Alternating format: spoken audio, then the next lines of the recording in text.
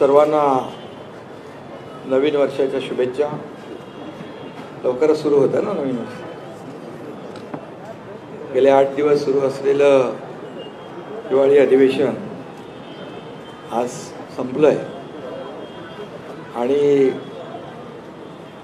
अधिवेशनामध्ये झालेलं कामकाज आणि घेतलेले निर्णय याला आपण सर्वांनी चांगली प्रसिद्धी दिली, त्याबद्दल आपल्या सगळ्यांचे आभार। हे अधिवेशन आशिष म्हणाला नव्याने सरकार स्थापन झालंय, पण आमचं महायुतीचं सरकार कंटिन्यू झालंय। टीम तीच आहे, मॅच नवीन आहे ना, मॅच नवीन। आणि देवेंद्रजींच्या नेतृत्वाखाली मुख्यमंत्री म्हणून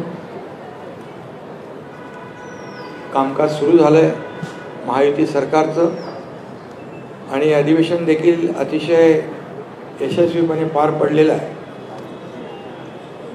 कमी कालावधी असला तरी सुद्धा सरकारने ठरवलेलं कामकाज, निर्धारित केलेलं कामकाज पूर्ण झालं। 17 विधेयकं मंजूर झाली।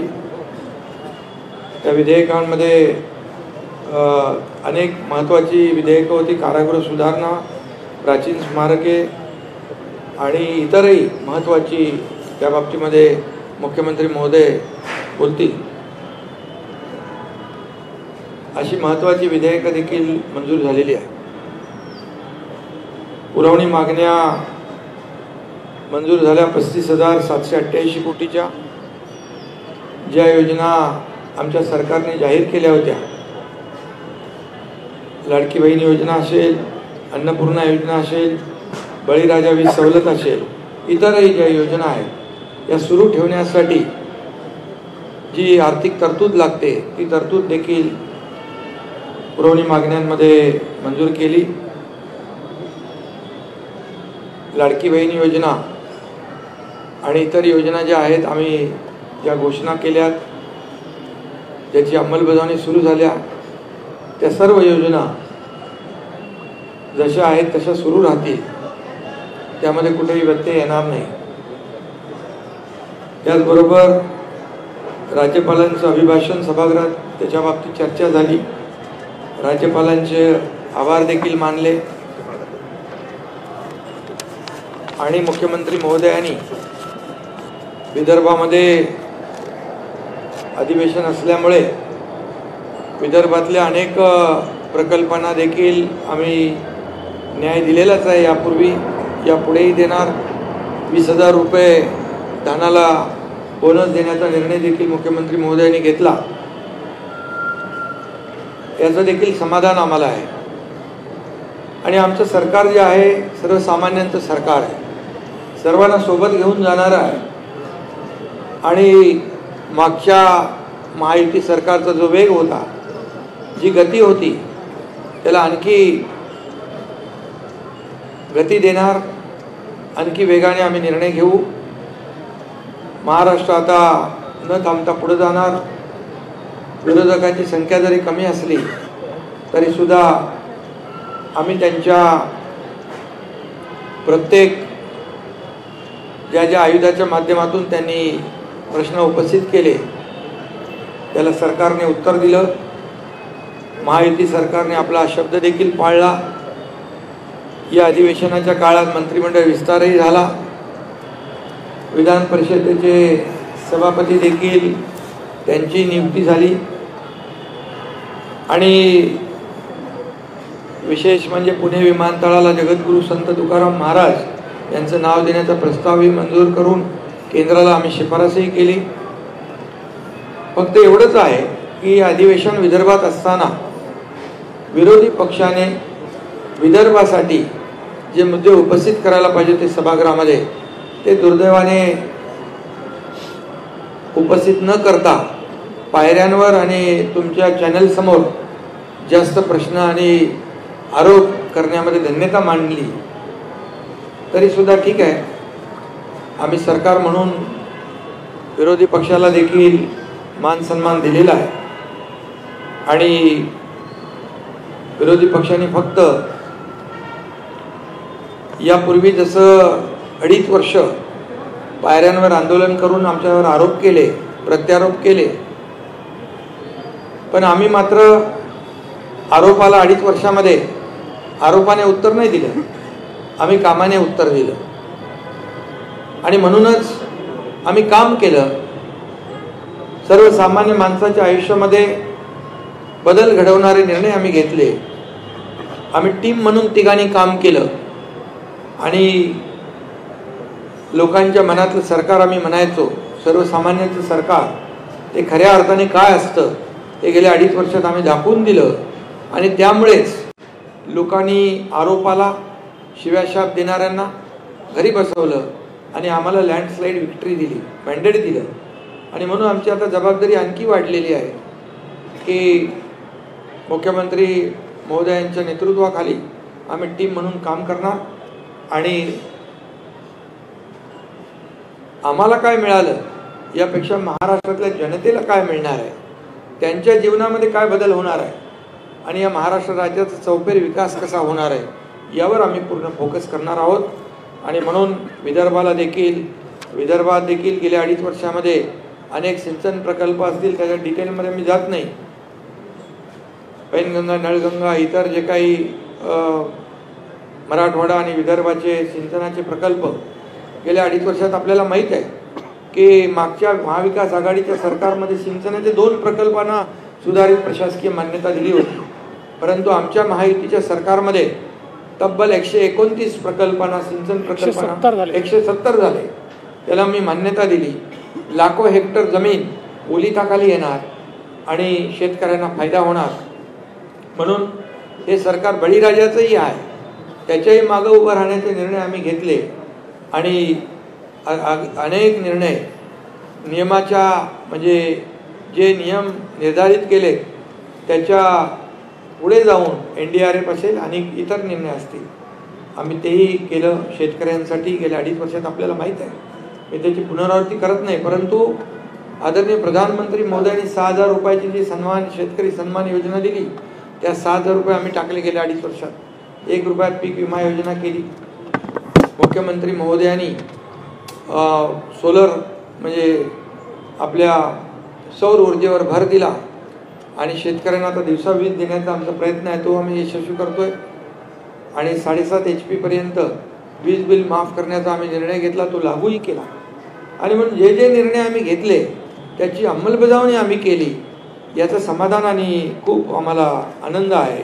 आणि म्हणून विदर्भाला न्याय मिळवून देण्यासाठी फक्त चर्चा आणि सरकारला जाब विचारण्याचं काम यापेक्षा दुसरं काही विरोधकांनी केलं नाही. पायऱ्यांवरच फक्त आता नाटकं म्हणणार नाही मी, पण ते तेवढं करण्याचं काम त्यांनी केलं आणि त्याच्यामध्ये धन्यता मानली. बीडच्या आणि परभणीच्या घटनेबाबत देखील प्रश्न उपस्थित केले. मुख्यमंत्री महोदयांनी अतिशय गांभीर्याने, सरकारने दोन्ही घटना गांभीर्याने घेतलेल्या आहेत आणि त्या बाबतीमध्ये सविस्तर निवेदन मुख्यमंत्री महोदयांनी केलं आणि कारवाई देखील केलेली आहे. आणि त्यामुळे ह्या राज्यामध्ये कायदा सुव्यवस्था राखण्याचं काम सरकार करेल. गुन्हेगार किती मोठा असेल आणि कुणाच्याही ओळखीचा, पाळखीचा, जवळचा असेल तरी सुद्धा कुठल्याही गुन्हेगाराला पाठीशी घालण्याचं काम आमचं महायुती सरकार करणार नाही. हे राज्य कायद्याचं आहे, हे राज्य सर्वसामान्यांच्या रक्षणासाठी आहे, आमच्या माय भगिनींच्या रक्षणासाठी आहे. त्यामुळे हे राज्य जे आहे, आमचं सरकार जे आहे, हे सर्वसामान्यांच्या पाठीशी उभं राहणारं सरकार आहे. आणि त्यामुळे काही लोक म्हणाले मंत्री प्रश्नांची उत्तरं देत नाहीत, हे अधिवेशन विनोदी असल्याची टीका काही लोक करून गेले. परंतु काही लोकांनी जेव्हा मुख्यमंत्री पदाचा राजीनामा दिला होता त्यावेळेस आमदारकीचाही राजीनामा देऊ असं म्हटलं होतं. परंतु ती आमदारकी वाचवण्यासाठी फक्त पर्यटन म्हणून काही लोक येऊन जातात आणि त्यांनी हे अधिवेशन विनोदी म्हणणं म्हणजे हाच मोठा एक विनोद आहे. आणि म्हणून बाकी जाऊ द्या, मी जास्ती काही टीका करत नाही. पण हे अधिवेशन अतिशय बरं. दुसरं, आपल्या सोयाबीन आणि कापसाला सरकारने 5,000 रुपये हेक्टरी मदत केली. त्याची 4,194 कोटी 96 लाख शेतकऱ्यांना त्याचा फायदा झाला, हेही मी या ठिकाणी नमूद करतो. आणि कांद्याच्या संदर्भात देखील मुख्यमंत्री स्वतः आपल्या केंद्र सरकारशी संबंधित मंत्री पियुष गोयल यांच्याशी संपर्कात आहेत आणि कांद्याचा भाव जो आहे तो खाली आला आहे. तो 20% जो एक्सपोर्ट ड्युटी आहे ती कमी करावी यासाठी देखील केंद्र सरकारशी आम्ही पाठपुरावा करतो आहे. त्यामध्ये आम्हाला नक्की यश येईल. आणि म्हणून आजचं या आठवड्याभराचं अधिवेशन जे आहे अतिशय यशस्वी झालं. आणि म्हणून मुख्यमंत्री देवेंद्रजींना देखील मी त्यांचे अभिनंदन करतो, त्यांनाही शुभेच्छा देतो. आणि आपल्या सगळ्या पत्रकारांना पुन्हा एकदा शुभेच्छा देतो की आम्ही आमच्या अधिवेशनातल्या कामकाजाला आणि एकंदरच घेतलेल्या निर्णयाला आपण चांगली प्रसिद्धी दिली. त्याबद्दल पुन्हा एकदा आपल्या सगळ्यांना धन्यवाद. जय हिंद, जय महाराष्ट्र. महायुती वनच्या अभूतपूर्व यशानंतर आता महायुती 2चे कॅप्टन आणि खरं म्हणजे विरोधी पक्षात असताना विदर्भाच्या प्रश्नासाठी सातत्याने झटणारे आज राज्याचे प्रमुख कोणी या ठिकाणी आहे. आणि एक काळ असं होतं की आम्ही धानासाठी आंदोलन करत होतो, परंतु विरोधी पक्षाने कुठल्याही शेतकऱ्यांसंदर्भात कुठलाही प्रश्न उपस्थित न करता संवेदनशील मनाने विदर्भाच्या धान उत्पादक शेतकऱ्याला बोनस देणारे राज्याचे प्रमुख मुख्यमंत्री महोदय यांना मी विनंती करतो की त्यांनी संबोधित करावे. आपल्या सर्वांचं या पत्रकार परिषदेमध्ये मी मनपूर्वक स्वागत करतो. पहिल्यांदाच कुठली वेगळी बातमी बनू नये म्हणून स्पष्टीकरण करतो की राज्याचे आमचे दुसरे सहकारी आणि उपमुख्यमंत्री अजितदादा पवार हे दुपारीच माझी परवानगी घेऊन बीड आणि परभणी या दोन्ही ठिकाणी ज्या घटना झालेल्या आहेत त्या घटनेमध्ये जे पीडित आहेत त्यांची भेट घेण्याकरता त्या ठिकाणी गेलेले आहेत, म्हणून ते पत्रकार परिषदेत उपस्थित नाहीत. अन्यथा अजितदादा नाराज अशा प्रकारची बातमी कृपया लावू नये. आत्ताच माननीय एकनाथराव शिंदेजींनी आपल्यासमोर संक्षिप्त अशा प्रकारचा आढावा ठेवलेला आहे. हे अधिवेशन 6 दिवसाचं अधिवेशन या ठिकाणी झालं. त्यापूर्वी 3 दिवस मुंबईमध्ये छोटंसं अधिवेशन झालं होतं. आणि आपल्याला कल्पना आहे की प्रत्येक 5 वर्षाने जेव्हा नव्याने निवडणूक होते त्यावेळी पहिलं अधिवेशन हे छोटं अधिवेशन असतं, कारण ते केवळ पुरवणी मागण्यांपुरतं अधिवेशन असतं. इतर फारसं कुठलं कामकाज त्या अधिवेशनामध्ये होत नाही. तथापि या 6 दिवसामध्ये भरगच्च अशा प्रकारचं कामकाज या अधिवेशनामध्ये राज्य सरकारने केलेलं आहे. आणि विशेषतः 17 विधेयकं मंजूर करण्याचं काम आणि चर्चेसहित, म्हणजे गोंधळात नाही तर चर्चा करून 17 विधेयकं मंजूर करण्याचं काम आपण केलेलं आहे. आणि एक विधेयक महाराष्ट्र विशेष जनसुरक्षा विधेयक हे संयुक्त चिकित्सा समितीकडे आपण पाठवलं आहे. खरं म्हणजे अर्बन नक्षलवाद आणि फ्रंटल ऑर्गनायझेशन्स या संदर्भात नक्षल पीडित सर्व राज्यांनी असं विधेयक केलेलं आहे, म्हणून आपल्याही राज्यात ते केलं पाहिजे असा अँटी नक्षल ऑपरेशन्स विभागाचा आग्रह होता. म्हणून आपण ज्यावेळेस शिंदेसाहेब मुख्यमंत्री होते आणि मी गृहमंत्री होतो त्यावेळेसच आपण याचा मसुदा तयार केला होता. परंतु या संदर्भात अनेक अफवा पसरवण्यात आल्यामुळे त्यावेळेस आम्ही ते मांडलं नाही. आणि आताही विरोधी पक्षाने कुठलीही मागणी न करता आम्हीच हा निर्णय केला की अशा प्रकारचं विधेयक मंजूर करताना कुठेतरी लोकशाहीची पायमल्ली करायची आहे, विरोधकांचा आवाज दाबायचा आहे, अशा प्रकारच्या ज्या वल्गना केल्या जातात, तर संयुक्त चिकित्सा समितीच्या माध्यमातून सर्वांना आपलं म्हणणं मांडता यावं ही व्यवस्था उपलब्ध करून देण्याकरता हे विधेयक आम्ही संयुक्त चिकित्सा समितीकडे पाठवलं आहे. जेवढ्या संघटना आहेत ज्यांना आपलं म्हणणं मांडायचं आहे त्या सगळ्यांना आपलं म्हणणं मांडण्याची पूर्ण संधी मिळेल. सर्वपक्षीय 21 लोकांची समिती या ठिकाणी ही तयार करण्यात आली आहे आणि त्याच्या रिपोर्टवर पुढचं काम हे या ठिकाणी केलं जाईल. आपल्याला कल्पना आहे की जवळपास 35,000 कोटी रुपयाच्या मागण्या या आपण या ठिकाणी मांडलेल्या आहेत. यामध्ये साधारणपणे सार्वजनिक बांधकाम विभागाकरता 7,490 कोटी रुपये, कृषी विभागाकरता 2,147 रुपये, उद्योग ऊर्जा कामगार आणि खनिकर्म विभागाकरता 4,112 कोटी रुपये असे ठळक आपण निधी दिलाय. ज्यामध्ये आमची जी फ्लॅगशिप योजना आहे मुख्यमंत्री बळीराजा वीज सवलत योजना त्याच्याकरता 3,500 कोटी रुपयाची तरतूद करण्यात आली आहे. मुख्यमंत्री माझी लाडकी बहीण योजना याकरता 1,400 कोटी रुपयाची तरतूद करण्यात आलेली आहे. आणि म्हणून वेगवेगळ्या योजनांच्या माध्यमातून या ठिकाणी आम्ही ज्या योजना दिल्या होत्या त्या पुढे सुरूच राहतील याचं द्योतक या पुरवणी मागण्यांच्या माध्यमातून आपल्याला मिळालेलं आहे.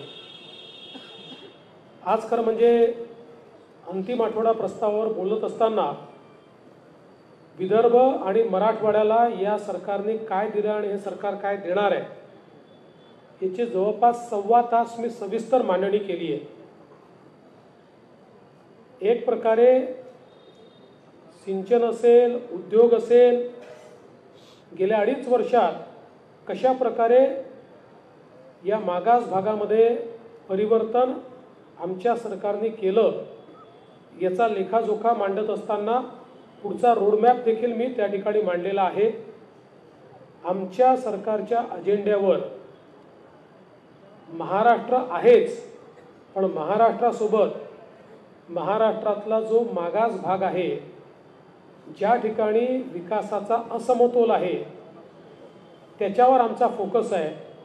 आणि म्हणून नदीजोड प्रकल्प असतील, सिंचनाचे प्रकल्प असतील, उद्योग असेल, इन्फ्रास्ट्रक्चरचे प्रकल्प असतील, असा चौफेर विकास आम्ही कशा प्रकारे करतो हे आपण या ठिकाणी सांगितलं आहे.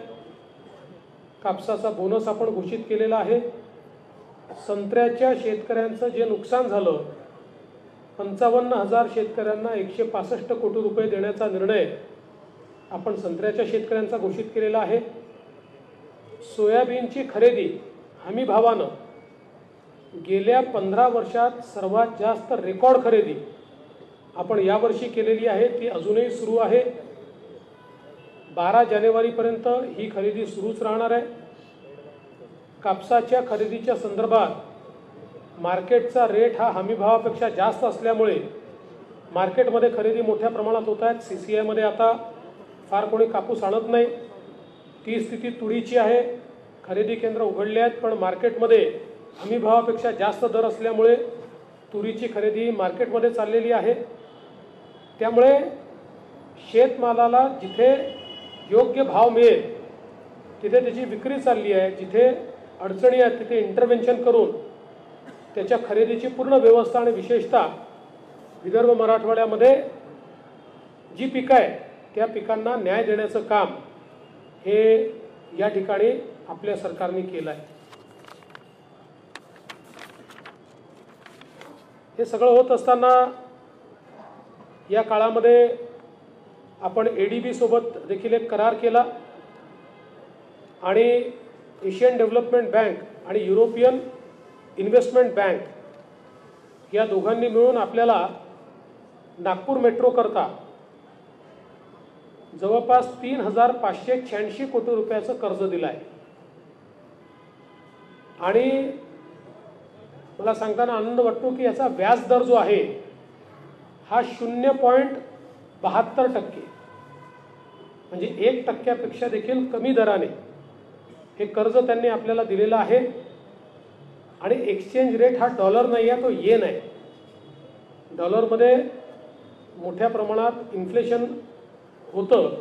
येन ही आपल्याकरता स्टेबल करन्सी आहे आणि 20 वर्षाचं हे कर्ज आहे. 5 वर्षाचा मोरटोरियम आहे. त्यामुळे मोठ्या प्रमाणात आता नागपूर मेट्रो टप्पा 2 याला गती या माध्यमातून मिळणार आहे. जवळपास 43 किलोमीटरचा हा टप्पा आहे आणि नागपूर परिसरातल्या 10 लाख प्रवाशांना याचा लाभ मिळणार आहे. आणि नागपूर जिल्हा हा शहराशी या टप्प्यामुळे जोडला जातो आहे. यासोबत आपली जी मित्रा संस्था आहे, या संस्थेच्या माध्यमातून ग्रामीण रस्ते हे आमचा प्रयत्न असा आहे की 1000 लोकसंख्येची जी गावं आहेत, या गावांना कॉन्क्रीट रस्त्याने जोडायचं. त्या संदर्भात एशियन डेव्हलपमेंट बँकेशी करार आपला झाला. कौशल्य विकासाचे 500 केंद्रांच्या अपग्रेडेशनचा आपला करार झाला आहे. आणि मोठ्या प्रमाणात ज्यावेळेस शिंदेसाहेब मुख्यमंत्री होते त्यांनी बांबू मिशन सुरू केलं. बांबू हा शेतकऱ्यांच्या जीवनात परिवर्तन करू शकतो आणि त्यामुळे बांबूच्या लागवडीचं क्षेत्र वाढवण्याकरता अर्थपुरवठा एशियन डेव्हलपमेंट बँक आपल्याला करणार आहे. त्या संदर्भात त्यांच्याशी आपण करार केलेला आहे.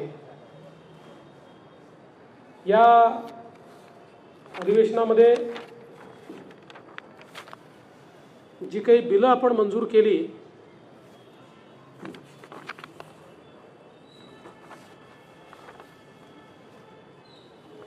त्यातली काही बिलं अत्यंत महत्त्वाची आहेत, ज्याच्यामध्ये तुकडेबंदीच्या कायद्यामध्ये आपण परिवर्तन केल्यामुळे जो छोटा प्लॉट धारक होता त्याचं घर असून देखील त्याच्या प्लॉटचं नियमितीकरण होऊ शकत नव्हतं, ते नियमितीकरण आता होऊ शकणार आहे. खरं म्हणजे याचा निर्णय आपण मागच्या काळातच घेतला होता, पण 25% आपण त्याच्यावर दंड लावला होता. त्यामुळे 5-7 वर्षात एकही ॲप्लिकेशन आपल्याकडे आली नाही.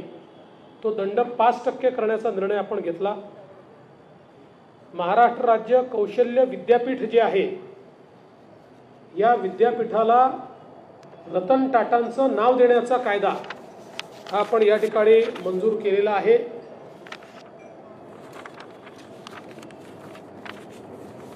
त्याचप्रमाणे एक नवीन संकल्पना, त्याचा कायदा आपण मंजूर केला आहे, क्लस्टर विद्यापीठ. क्लस्टर युनिव्हर्सिटी म्हणजे समूह विद्यापीठ. UGCने आता त्या ठिकाणी एक एडेड कॉलेज असेल आणि 4 अनएडेड कॉलेजेस असतील तर तुम्हाला क्लस्टर विद्यापीठ करता येतं, अशा प्रकारचा एक नियम तयार केला. त्याचा कायदा आपण तयार केला आहे. दुसरं, महाराष्ट्र खाजगी विद्यापीठे, यामध्ये 3 नवीन विद्यापीठ आपल्याकडे होत आहेत आणि त्यातलं एक जे पुण्याला नयनता विद्यापीठ होतं आहे, ज्याचा कायदा आपण केला आहे. महाराष्ट्रातल्या आणि देशातल्या 10 प्रमुख उद्योजकांनी एकत्रित येऊन सेक्शन 8 कंपनी तयार केली, नॉन प्रॉफिट कंपनी तयार केली आणि या लोकांनी हैदराबादमध्ये जमीन घेऊन तिथे हे विद्यापीठ तयार करायचा निर्णय घेतला होता. मी स्वतः त्यांना विनंती केली की तुम्ही महाराष्ट्रात करा, आम्ही तुम्हाला वेगानं सगळ्या प्रकारच्या मान्यता देऊ, आणि त्यांनी ते मान्य केलं आणि आता त्यांचं विद्यापीठ सुरू होत आहे. हे देशातलं एक आगळं वेगळं आणि ज्यामध्ये अत्यंत चांगल्या प्रकारचे वेगळ्या प्रकारचे कोर्सेस असतील आणि जागतिक विद्यापीठाशी कॉम्पिटिशन करू शकेल अशा प्रकारचे विद्यापीठ आता पुण्यामध्ये तयार होत आहे. दुसरं, आपण आपल्या गड किल्ल्यांवर जे लोक घाण करतात, दारू पितात, त्यांच्याकरता शिक्षा वाढवण्याच्या संदर्भात आपण विधेयक पास केलं.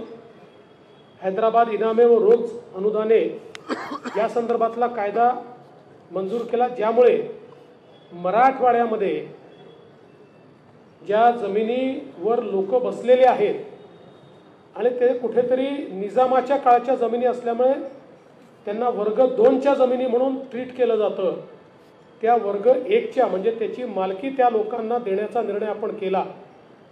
धाराशिवसारखं पूर्ण शहर हे वर्ग 2च्या जमिनीवर आहे. आता त्यांना वर्ग 1च्या जमिनीत ते कन्व्हर्ट करून घेता येईल. त्याचबरोबर महाराष्ट्र आपलं जे नॅशनल लॉ स्कूल आहे छत्रपती संभाजीनगरचं, त्याच्या नावामध्ये बदल करून औरंगाबादच्या ऐवजी छत्रपती संभाजीनगर करणं असेल.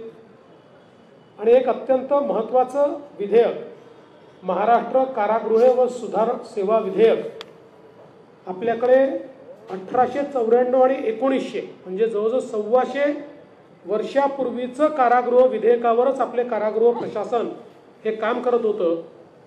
आता इतक्या 125 वर्षानंतर नवीन अशा प्रकारचा हा कायदा आपण या ठिकाणी तयार केलेला आहे. त्यामुळे मोठ्या प्रमाणात या अधिवेशनामध्ये आम्ही काम केलं आहे आणि विशेषतः विदर्भ मराठवाड्याच्या हिताचे अनेक निर्णय, शेतकऱ्यांच्या हिताचे निर्णय, सर्वसामान्यांच्या हिताचे निर्णय घेण्याचं काम या अधिवेशनामध्ये आम्ही केलेलं आहे. आपण सर्वांनी या अधिवेशनाला जी प्रसिद्धी दिली त्याबद्दल आपल्या सर्वांचे आभार मानतो. आणि काही 1-2 प्रश्न असतील तर आपण ते करूया.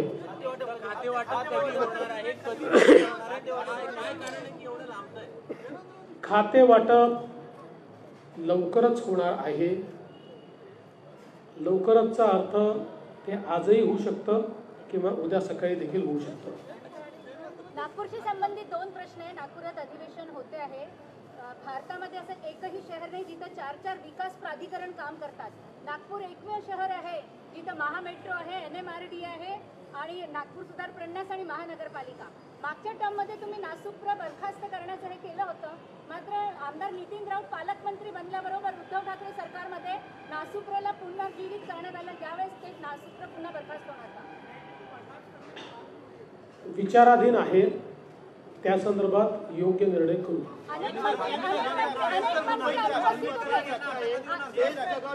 मुंबई महानगरपालिकेने बेस्ट प्रशासनाला सांगितलेले की तुम्ही निधी आमच्याकडे मागू नका, सरकारकडे निधी मागा. सरकारची बेस्ट प्रशासनासाठी भूमिका काय असते? बेस्ट ही मुंबईची लाईफलाईन आहे. अनेक मुंबईकरांना ती सेवा देते. एकनाथराव शिंदे साहेब जेव्हा मुख्यमंत्री होते तेव्हा बेस्टला बसेस घेण्याचा निर्णय देखील आपण केलेला आहे. मोठ्या प्रमाणात नवीन बसेस घेण्याकरता ऑर्डर देखील प्लेस केलेली आहे. आणि बेस्ट ही नीट चालली पाहिजे याकरता राज्य सरकारही मदत करेल आणि महानगरपालिकेलाही मदत करायला सांगेल.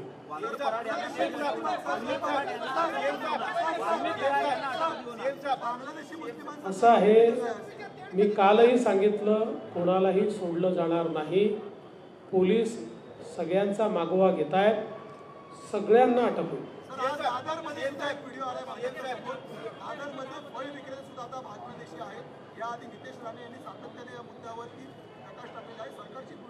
सरकारची भूमिका पक्की आहे. जे अवैधरित्या मुंबईमध्ये राहतात अशा बांगलादेशी नागरिकांना शोधणे आणि त्यांना डिपोर्ट करणे ही सरकारची भूमिका आहे आणि हे काम आम्ही सुरू केलेलं आहे. आपके भाषण में एक तो नक्सल, अर्बन नक्सल का काफी मुद्दा जो भारत के खिलाफ, देश के खिलाफ राज्य में साजिश और अराजकता निर्माण करने का काम कर रहे हैं, उनकी 15 नवंबर को मीटिंग हुई थी. पहला मुद्दा है उसको लेकर, और आज एजेंसी ने कुछ जगह पर रेड भी की है. दूसरा, और टेरर फंडिंग को लेकर इस चुनाव में जिस तरह से प्रयास किया गया, दोनों प्रश्नों पर जवाब है. देखिए, अर्बन नक्सल के मामले में मैंने ये बात कही है कि राहुल गांधी इन्होंने चुनाव में भारत जोड़ो अभियान इसका इस्तेमाल किया. तकरीबन 180 संगठनाएं इसमें काम कर रही थी. इनमें से कई संगठनाएं, ये फ्रंटल ऑर्गेनाइजेशन जिसको बोली भाषा में अर्बन नक्सल कहते हैं, फ्रंटल ऑर्गेनाइजेशन के रूप में काम करती है। और मैंने महाराष्ट्र की असेंबली में सबूतों के साथ ये कहा कि हमने इनको फ्रंटल ऑर्गेनाइजेशन नहीं ठहराया। 2010 में, 2011 में, 2013 में और 2014 में महाराष्ट्र में जब उस समय की कांग्रेस एनसीपी की सरकार थी और केंद्र में भी जब यूपीए की सरकार थी, उस समय महाराष्ट्र की असेंबली में आर पाटिल साहब ने दिए हुए जवाब हो या केंद्र में केंद्रीय मंत्री ने दिए हुए जवाब हो, उन जवाबों में जो लिस्ट दी हुई है फ्रंटल ऑर्गेनाइजेशंस की, उसी लिस्ट में से कई ऑर्गेनाइजेशंस ये भारत जोड़ो अभियान का पार्ट है। और सबूत के तौर पर हमारे पास चुनाव के समय की कई निमंत्रण पत्रिकाएं हैं जो इन ऑर्गेनाइजेशंस ने महाविकास आघाड़ी के लिए निकाली हुई है। इसलिए भारत जोड़ो अभियान में बड़े पैमाने पर जो लोग काम कर रहे हैं ये फ्रंटल ऑर्गेनाइजेशंस है, ऐसा हम नहीं, यूपीए की सरकार ने और उस समय की कांग्रेस एनसीपी की सरकार ने अपने रिपोर्ट्स में कहा है। यही बात मैंने सामने लाई है।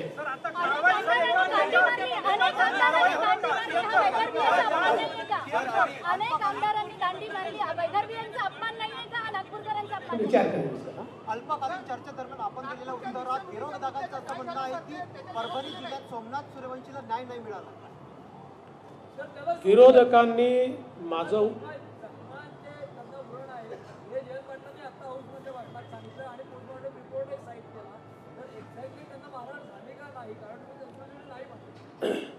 मला असं वाटतं की माझं भाषण जयंत पाटलांनी नीट ऐकलं असतं तर हे प्रश्न त्यांनी निर्माण केले नसते। मी 3 गोष्टी सांगितल्या। पहिली गोष्ट, 2 वेळा मॅजिस्ट्रेट समोर मॅजिस्ट्रेटने त्यांना विचारलं तुम्हाला मारहाण झाली आहे का? त्यांनी सांगितलं नाही। ही पद्धत असते, विचारावं लागतं, ते मॅजिस्ट्रेटनी त्यांना ते नोंदवावं लागतं, ते नोंदवून ठेवलेलं आहे।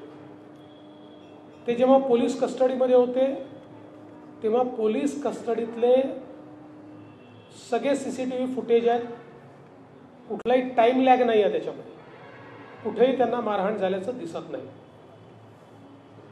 तिसरं, त्यांची जी मेडिकल एक्झामिनेशन झाली, मी जे सांगितलं की आपण जे सगळे दाखवतो आहोत ते पोस्टमॉर्टम रिपोर्टचं कव्हर दाखवतो, पण जी डिटेल्ड मेडिकल एक्झामिनेशन झाली त्याच्यामध्ये त्यांना श्वसनाचा दुर्धर रोग आहे हे तेव्हाच नमूद करून ठेवलेलं आहे, हे मी सांगितलं।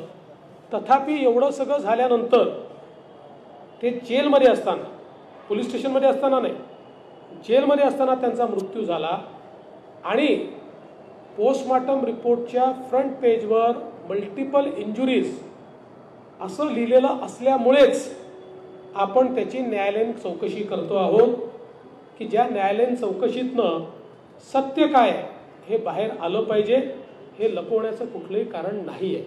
राहुल गांधी आ रहे हैं, राहुल गांधी सोमवार की आ रहे हैं। हा, मला असं वाटतं तुम्ही ऐकलं नाही, याचा अर्थ मी जे उत्तर दिलं ते तुम्ही ऐकलं नाही।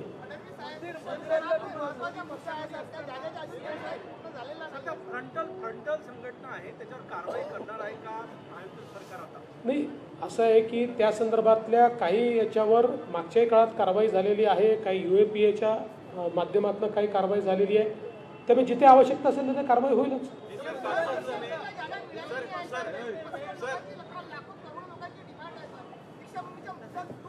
की दीक्षाभूमीला ज्या ज्या मागण्या आहेत त्या आम्ही पूर्ण केलेल्या आहेत। ज्या जागेचं तुम्ही या ठिकाणी सांगताय ती कृषी विभागाची केंद्राची एक छोटीशी जागा आहे, ज्याची मागणी अनेक वर्षापासून त्या ठिकाणी आहे। आम्ही केंद्राला विनंती केलेली आहे की ती जागा त्यांनी द्यावी।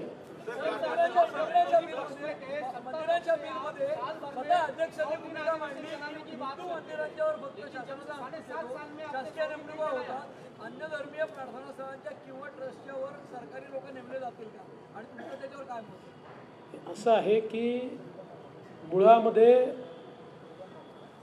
जे काही आपले मंदिरं असतील किंवा इतर धार्मिक स्थळं असतील यांच्या कंट्रोलचे वेगवेगळे कायदे आहेत. मुस्लिमांकरता वक्फ आहे, काही ठिकाणी ट्रस्ट आहे आणि काही ठिकाणी आपण कायदे केलेले आहेत. त्याच्यामुळे त्याच पद्धतीनं आपण आत्ता चाललो आहोत. पण अध्यक्षांनी एक महत्त्वाची गोष्ट लक्षात आणून दिलेली आहे, त्याचा कायदेशीर अभ्यास करावा लागेल. हमेशा मांग करते थे कि 100 दिन अधिवेशन साल भर में, लेकिन आपके 7.5 साल का रिकॉर्ड है कि 100 दिन एक भी बार नहीं चला है. 100 दिन नहीं चला, लेकिन पिछली सरकारों के तुलना में सबसे ज़्यादा दिन हमने चलाया. और प्रॉब्लम तो ये है कि विरोधी पक्ष के लोग पहले दिन मांग करते हैं कि 2 हफ्ते और बढ़ाया जाए, और जब 2 हफ्ते हो जाते हैं तो आधे बेंचेस विरोधी पक्ष के खाली होते हैं. हमको प्रॉब्लम आता है कि कोरम जितने भी लोग वहाँ उपस्थित नहीं होते. तो हमने तो हमेशा प्रयास किया और आगे भी हमारा प्रयास रहेगा. और मैं आज भी आपको बताता हूँ, हमारे 7 सालों का हिसाब निकालिए. उद्धव जी ने तो चलाए नहीं, 2-3 दिन चलाते थे, लेकिन हमारे 7 सालों का हिसाब निकालिए. देश के किसी भी विधानसभा से ज़्यादा, किसी भी विधानसभा से ज़्यादा हमने महाराष्ट्र की विधानसभा चलाई.